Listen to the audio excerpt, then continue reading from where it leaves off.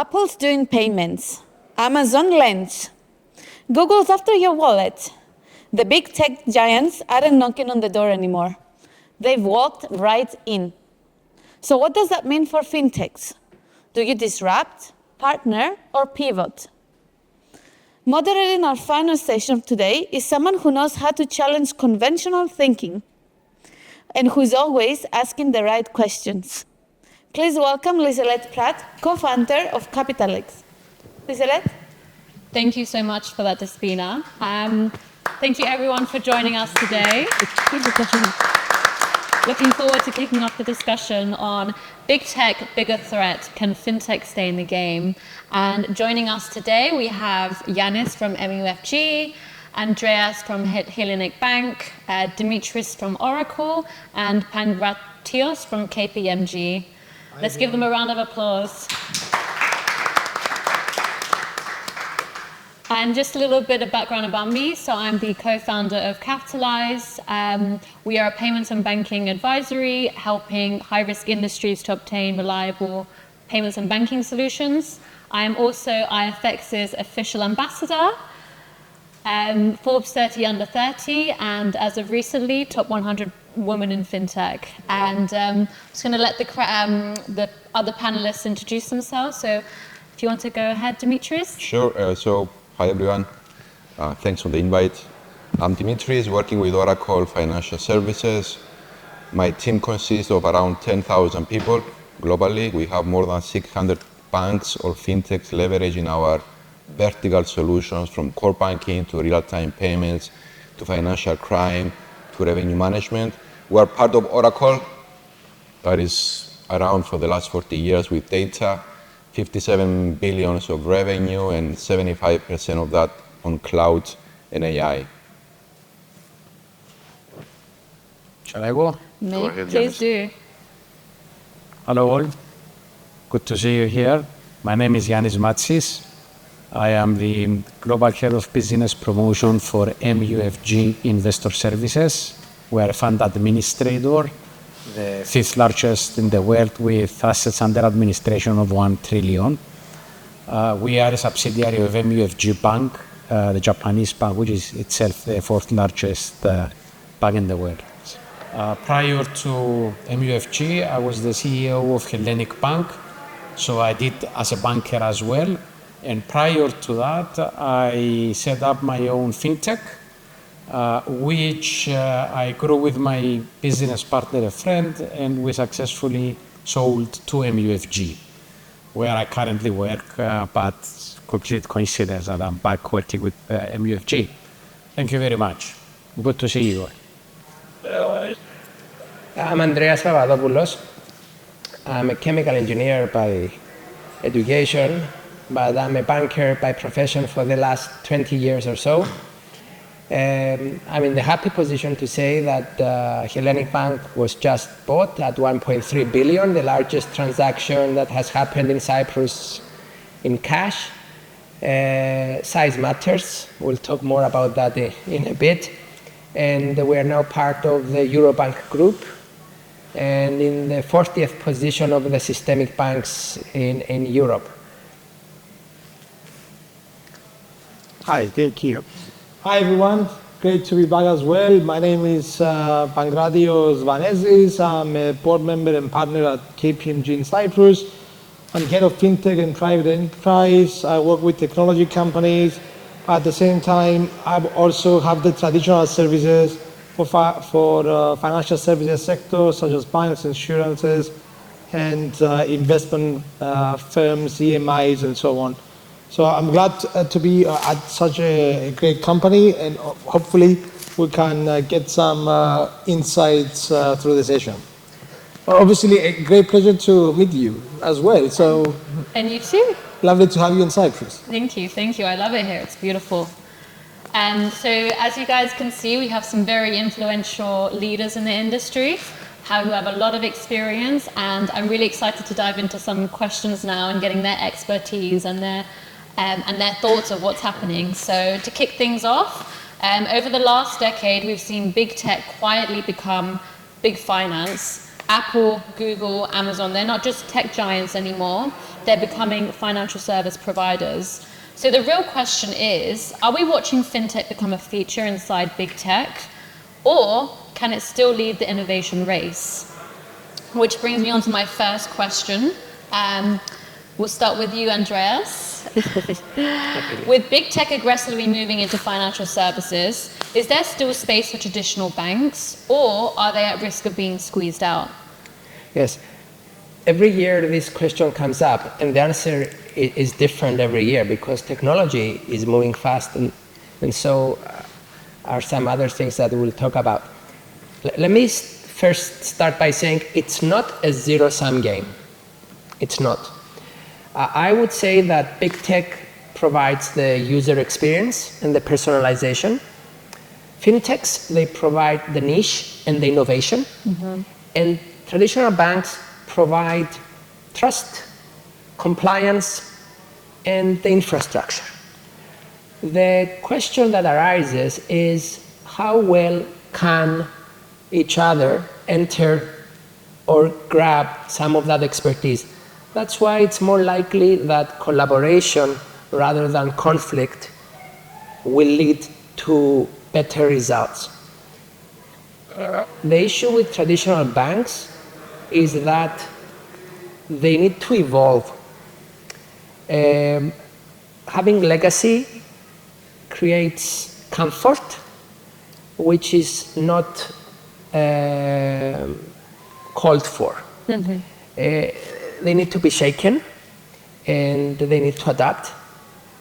But there is still some time because the older generation is still around, so there is more allegiance there, but it's evolving as well, or it's shifting to younger generation now, who are looking for very different things than the older. So the only thing really that remains is the trustworthiness as a core concept. But I think the big techs are trying to work on that. The monopoly accusations and that sort of thing is hammering them a little bit, the data privacy, the AI development. But from a traditional banking perspective, to answer the question, I feel there is space, but it's not for a long time. It's being squeezed gradually. Yeah, I think that's a very interesting perspective, and I think that this is why I wanted to ask Demetris this as well, because obviously he works at Oracle. So what's your opinion on this? Look, completely in agreement with Andreas. The only thing I want to add is that the traditional banks have their own space, but they have to evolve, but evolve faster. So we saw some great movements over the last 2-3 years, but still, the consumers are asking for more. They're expecting the behavior they have when they play with Apple, when they play with Netflix, when they play with Spotify. They're expecting the same user experience, the same speed. Have they evolved? They evolved? I bank with 10 banks. I will tell you that none of the 10 banks I bank with is evolving at the pace that you expect, that the fintechs are evolving, and frankly they cannot. It's the systems, it's their structures. They cannot do agile coding, for example. No banker would ever think they would set up an agile coding team to create code. And hopefully, right? Long cycles of development, release, testing. They're not evolving. Look, they're not evolving. We're interacting with banks of various sizes. We're interacting with fintechs in Europe. We're interacting with traditional banks in Europe, Asia Pac, and also the States. We see them evolving, Yannis. Even in Cyprus, we saw great movements for the 2 systemic banks. So, but yes, they are not evolving fast enough as we're expecting them. We don't need them to do 3 clicks to do on board. They're expecting 2 or even 1. Correct. So that is what they should have in mind, and they should find a way to become a platform thinking organization. May I make a comment? Absolutely. Yeah. Thank you. To begin with, we need to understand the space, because it's easy to say traditional banks and the neobanks, which are the fintechs, but we need to understand the space and actually the business model. And I want to give you some numbers that I think are interesting. I want to compare Revolut to Barclays. Revolut was established 10 years ago. 10 years ago. Barclays was established 335 years ago, 1690. Total assets, Revolut is very small. Very small. Like it's marginally bigger than Hellenic Bank, 35 billion total assets. Barclays, 1.5 trillion total assets. That's 40 times bigger. So Barclays has a 40 times bigger balance sheet. Has only a 10 times bigger revenue though, with Revolut making 1.8 and with Barclays making 23. Net profit, only 10 times bigger. So 40 times bigger balance sheet, but only 10 times bigger net profit, with Revolut making about 420 million, which is, again, it's roughly the size of Hellenic, so it's pretty small. But get this, customers, number of Revolut, 52 million, Barclays, 48 million. Now, and what I want, the message I want to convey is, this is two totally different business models. Revolut caters for the consumer. It caters for the fast money, not for the depositor. It caters, it will sell you an eSIM. It will sell you access to a VPN, a virtual private network. It will sell you access to airplane lounges. It will sell you online subscriptions to yoga classes or to gyms, to FT, and to various magazines, right? And you pay for it. You pay an annual subscription to Revolut for everything that it sells you, and in some cases, like in an eSIM, you pay more. Today, the kids are consuming, they are not saving. So Revolut is a perfect platform. And there's no way Barclays will ever get there, right? In my opinion, in my humble opinion. But I'm willing to make a strong statement here. But let's switch and see what is Barclays doing. What's their business model? Totally different. Has nothing to do with what Revolut is doing, and it will never be able to compete with Revolut. Barclays takes deposits and gives loans. Barclays has 4,750 branches in 55 countries. Totally different. Revolut has no branch in no country. It's all on the cloud. Totally different business model. I take a deposit and I give a loan. Can Revolut give a loan? No. It can give personal financing by credit scoring you, checking your social media and all that. But it cannot give you a loan. Because, well, it cannot. Now they're saying they will go into Ireland and do mortgages. But in order to do mortgages, you need to have local law understanding, people on the ground to go and register the title, the mortgage. If it goes non-performing, people on the ground to go and enforce on that mortgage. So you need an army of people. Barclays is equipped to do that. Revolut isn't. They will get there, as Barclays will get into a bit of the space of Revolut, but it's totally different business models. Yeah. Barclays makes money on the margin between lending and depositing, and Revolut makes money, fees, by selling consumer products. Yeah. Sorry. That's a very good point that you've mentioned, because I love Revolut. I use it every day for my day-to-day spending. But as a consumer myself, where I would keep my money is in a traditional bank, and I keep the large portion of my money there. Why? Because of trust. You trust the bank. You trust that it's been there for 350 years. You trust. Fully agreed with that. Yeah, and then when there's the likes of Revolut, you're using it for everyday spending. It has benefits, right? It has insurance, it has travel insurance, it has VPN, loads of different areas. So, it's a very good point that you've made. And I think the point for the whole of the population is that where are you trusting to put your money, and for the future as well, where do you trust to keep your money? So that brings me on to my next question. We'll start with Pangratios. Can I just because I'm fascinated, to be honest, when I always, I'm in such a great company. Please in terms do. of the idea being raised. I could easily argue on the great points that were raised, trust, evolution. I'm also a student of history and civilizations. I'm always concerned when there is too much too fast. So I do understand the great benefits of progress. I do want to caution about the underserving of a large chunk of the population, the pace with which it's changing. I'm a bit worried that my parents are not going to be bankable, or are not going to be able to reach at the stage that they feel secure in terms of how they deal with banks. So yes, that is a bigger challenge that maybe those that are with the audience, just to make sure that we are not preaching to the converted and making sure that there is a huge population that probably is going to have a lot to say in the years to come.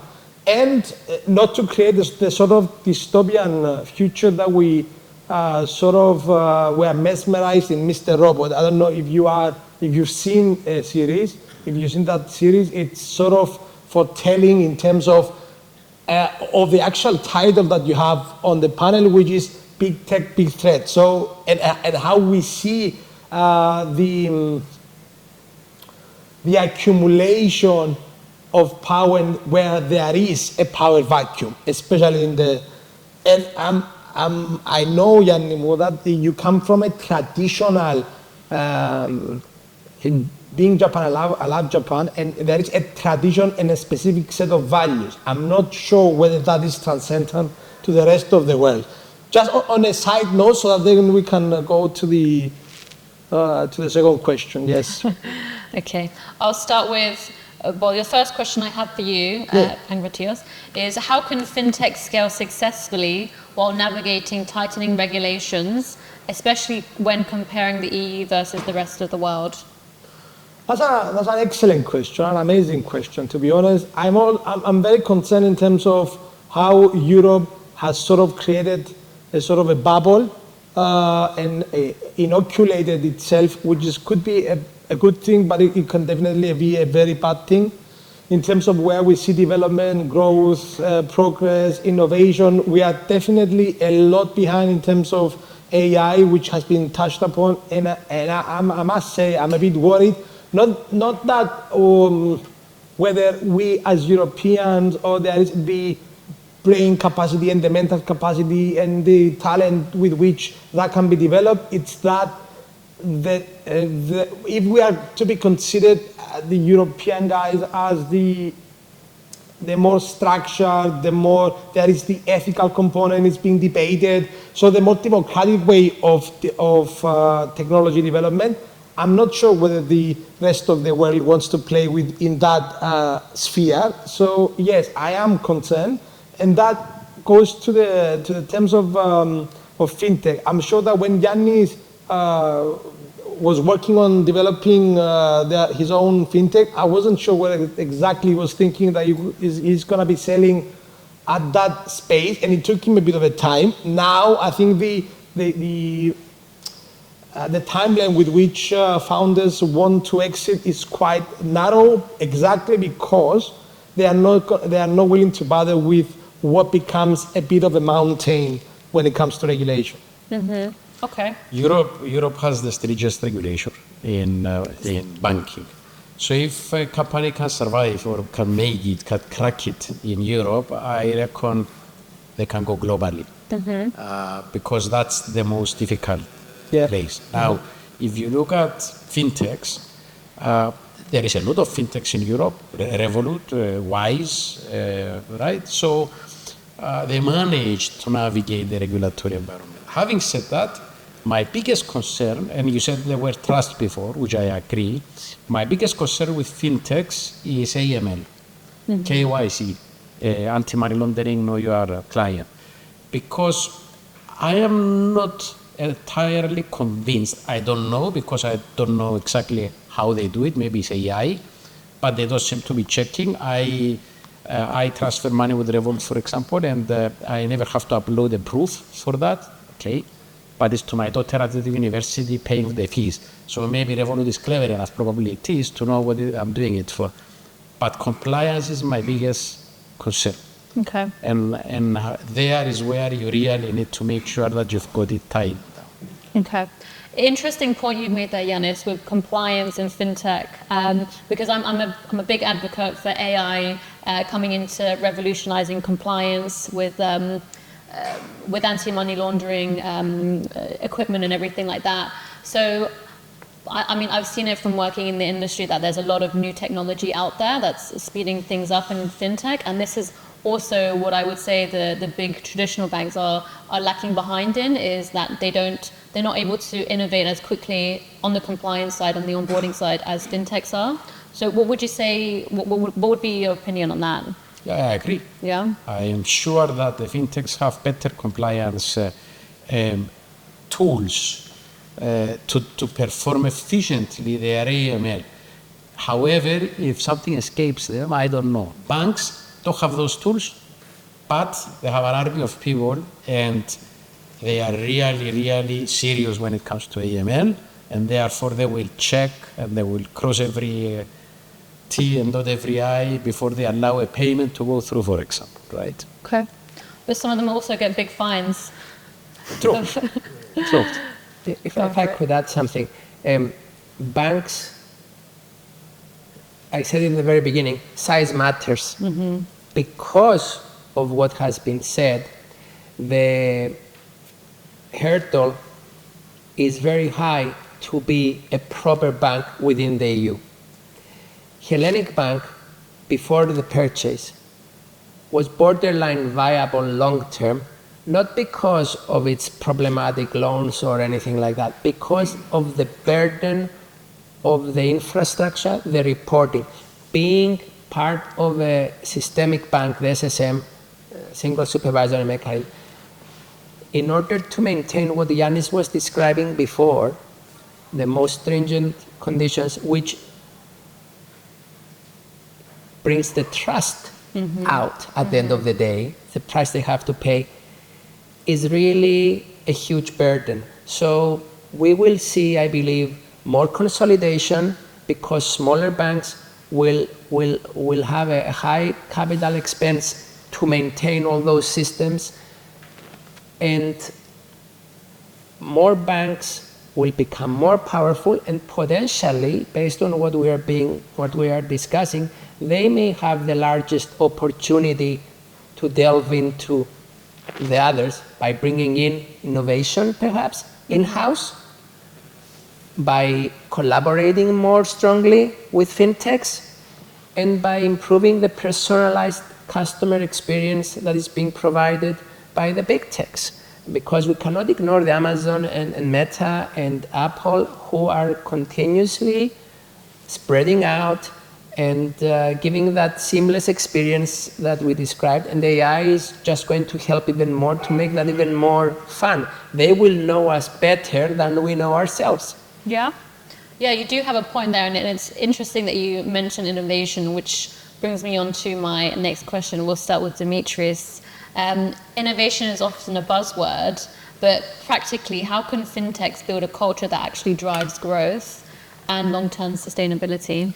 That's a great question. And so the way I see innovation and the culture around innovation can be described in the following 4 pillars, if you want. The first one is that you have to make innovation a daily habit, not once-off project. The fact that you did a hackathon over the weekend doesn't mean innovation. You have to continue and put it part of your daily activities. Innovation needs to start from the top, from the management sponsorship, but needs to be empowered from the bottom up. The management needs to allow the teams to test, to fail, to make experiments, and see what it works. Now, the third pillar is that don't do innovation just for innovation. Focus on real problems, not a couple of shiny features that they may make it or not. In other words, put a KPI how to improve the onboarding. Put a KPI how to improve the internal processes. And the fourth one is, yes, you do innovation, but how can you measure the outcome? Link it to real benefits, and not just number of downloads or number of likes on Meta, etc. So that is my take innovation? I think the question should be the other way around.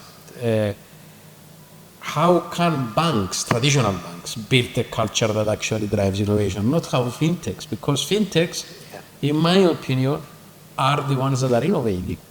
They have the culture to innovate. Their staff is programmers, creative people that sit in agile teams, not in well-structured teams, and they break the silos. You have the engineers, the programmers, the UE experts working together, and they work in quick release times. Every 2 weeks they release. Then they have very good tools to measure return on investment. So you don't innovate for innovation's sake, right? Return on investment, KPIs, as Demetris said, they are very good. And they know how to do it because they are all an army of programmers. Traditional banks, they don't have an army of programmers, they have an army of bankers. Totally different attitude and approach. So the question is, how can banks innovate? I think the fintechs are already there. Great. And that also brings me on to my next question, Pangratios. How can traditional banks and fintechs collaborate, not just coexist, to create new value for customers and the industry? Yeah, I mean, I'm really fascinated by the level of arguments and the different perspectives that are being laid out today. I have a bit of, obviously, my own a unique point of view. That what I saw, if you sort of put in ChatGPT, which is the most innovative financial services entity, probably the top 5 or out of the top 10, 5 would be traditional banks. So yes, I do see that there is a lot of big banks that are really trying to innovate. They're leaving space and they're putting investment in getting new teams involved, outsourcing specific aspects of their technology. So they are, I think, either they are in an acquisition spree, they are acquiring specific parts of their technology development. So there is a lot of collaboration which is happening a bit under the radar. So, but for me, I do think that there is a bigger issue in terms of doing innovation for the sake of innovation, because there is a specific, as you said, the other banks are doing it, we need to do it as well because the customer acquisition lies in a certain way. I'm a bit weary of how that takes place, but in terms of how we see the traditional banks, or do we prefer banks to innovate or fintech to take the banking space? I think that is a very key question. For me, I think banks should be innovating. How do they innovate? There is a big acquisition spree. They are taking specific chunks out of their progress, and they are investing it in the fintech space and then absorbing them internally. That is something that is happening. It's key, and that is driving a lot of especially the consolidation space, because the next step is how do you acquire other banks who are not doing as well, so that you create more value out of 1 + 1. If I could add some thought Please there do. as well. Fintechs are always out there, and they can collaborate, and they can be bought out, they can be brought in.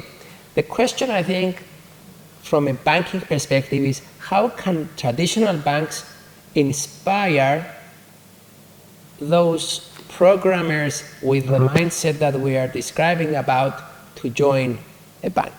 How can they become an employer of choice?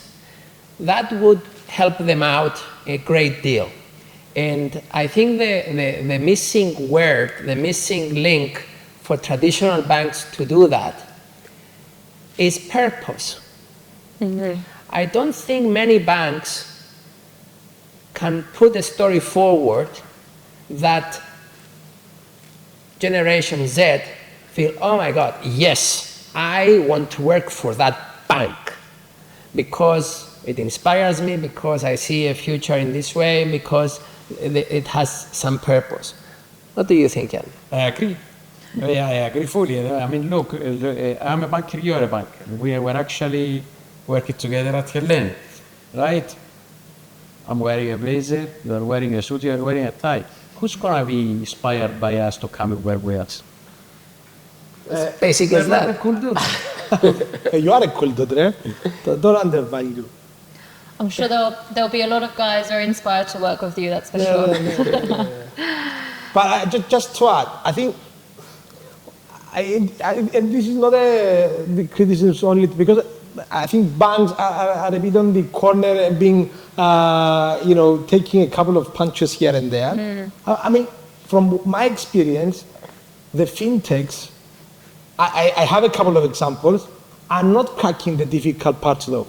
They are not creating a way to facilitate the facilitation of the current economic system, how the current economy is being funded. They are not cracking the gap in working capital. They are not cracking the better credit risk assessment that will allow a more sophisticated way that lending takes place, so that it facilitates financial stability and financial literacy, so that we don't have the problems that we face. I don't see them cracking the bigger problems, the tougher problems. There is a bit of yes, obviously, EMIs, as you are very well aware, how the money flows and the money transaction, the money velocity, and they are accelerating the money velocity, which is great.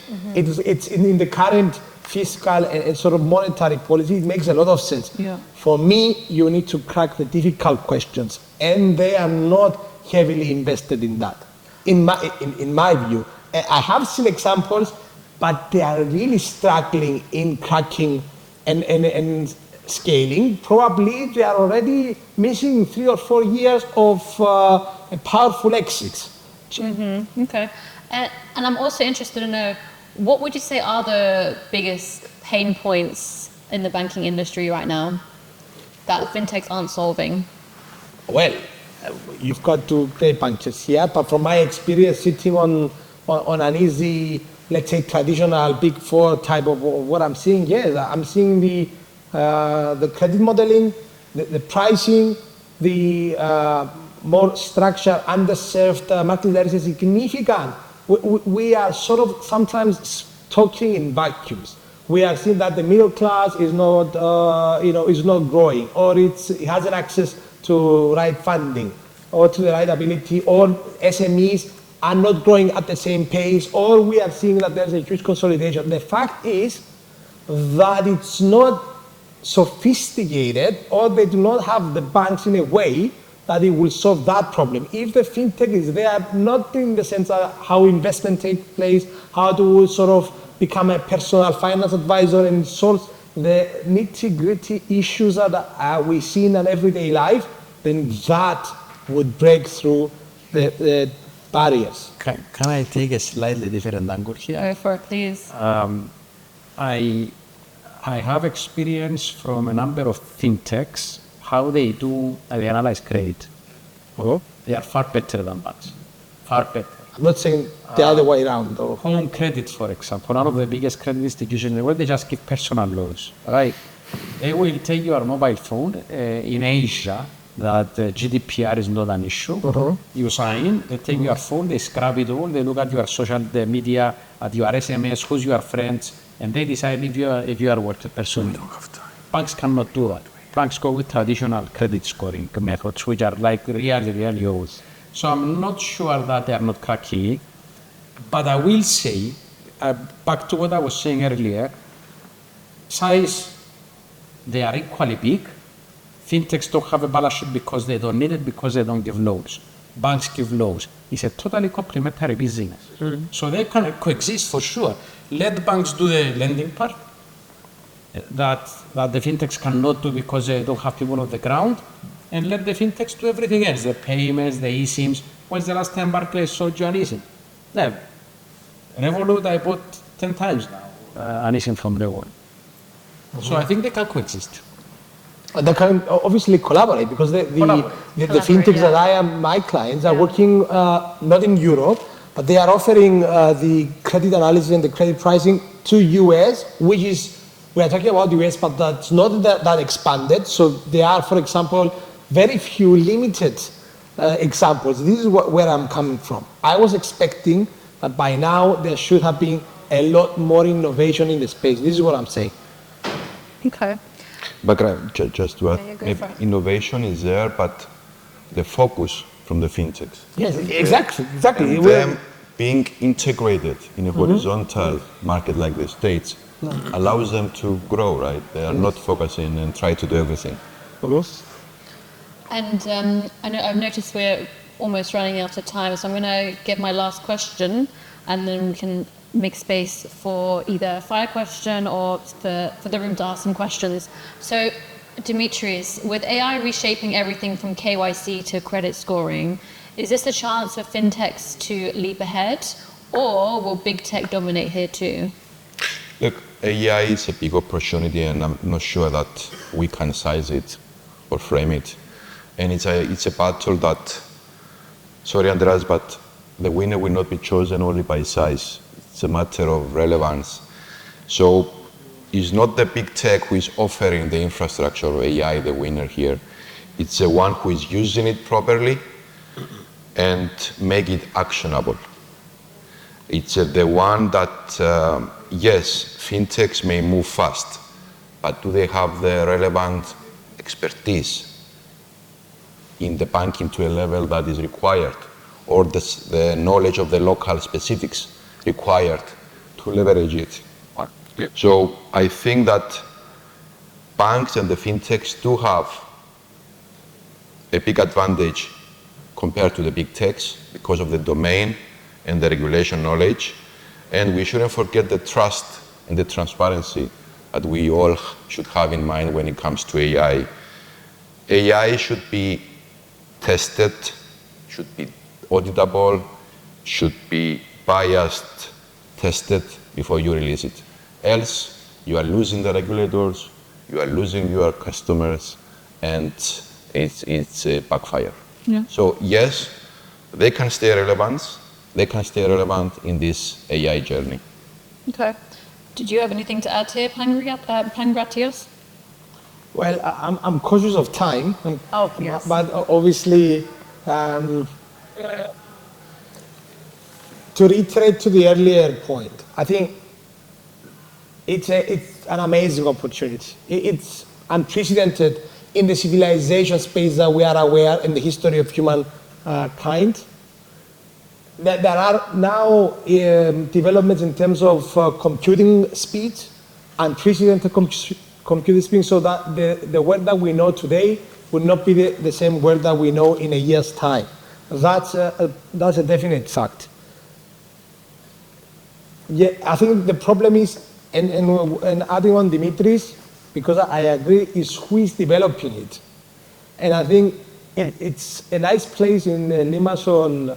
We're in a great space, but I don't think the development is happening in some far places that we are not very confident in terms of how the regulatory space is working. So it's a space that it's currently needs a lot of guardrails. Okay. Thank you very much for that, for your perspective. Thank you. So just to bring this up, I know we're out of time, but if you guys have any questions, we're just going to take one question. Otherwise, we'll leave some time. You guys can meet us outside or here for some questions that you may have.